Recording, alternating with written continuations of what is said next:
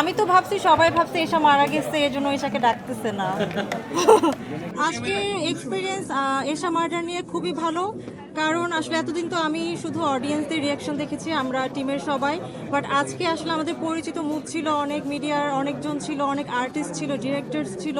So ওনারা যখন নেমে বলছিল তুমি ভালো করেছো, এবং ওনারা আমাকে এসা বলে ডাকছিল। সো এটা আসলে আমি আমি গ্রেটফুল তাদের কাছে। একটু আগে চঞ্চল ভাইয়া নেমে আমাকে বলছিল হেই এসা কংগ্রেচুলেশনস।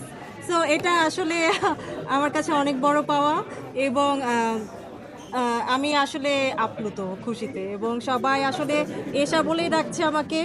আমার নামটা আসলে সবাই কম বলছে, এবং একজন একটা ভুল কোয়েশ্চেন করেছেন যে কেন্দ্রীয় চরিত্র আসলে একজন নারীকে নিয়ে না। এখানে সানি ভাই আসলে অনেক বড় সাহসের পরিচয় দিয়েছে, উনি দুইজন নারীকে কেন্দ্রীয় চরিত্রে রেখেছে এবং একজন একেবারেই নতুন। সো আমাকে যে নতুন হিসেবে উনি আসলে এত বড় একটি সুযোগ দিয়েছে, এত বড় একটা অপরচুনিটি আমি পেয়েছি। আমি আসলে আমাদের ডিরেক্টর সানি সানোয়ার ভাইয়ের কাছে অনেক বেশি কৃতজ্ঞ। আসলে নতুনদের উপর ভরসা করতে হয়, তাহলেই আসলে বিভিন্ন জায়গা থেকে বিভিন্ন নতুন মুখ উঠে আসবে আমার মতো, এবং আপনাদেরকে ভালো ভালো কাজ উপহার দেবে। Thank you.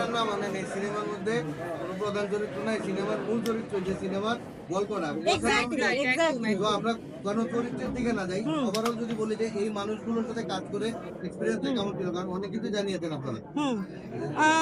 খুবই ভালো ছিল এক্সপিরিয়েন্স, কারণ সবাই আসলে অনেক হেল্পফুল ছিলাম, এবং এখানে আসলে নতুন হিসেবে আমাকে কেউ ট্রিট করেনি টিমে, এটা সবচেয়ে ভালো দিক ছিল।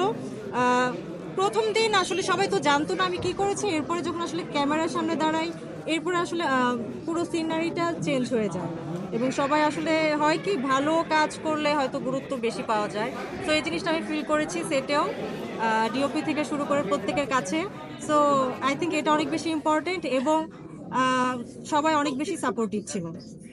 Thank you.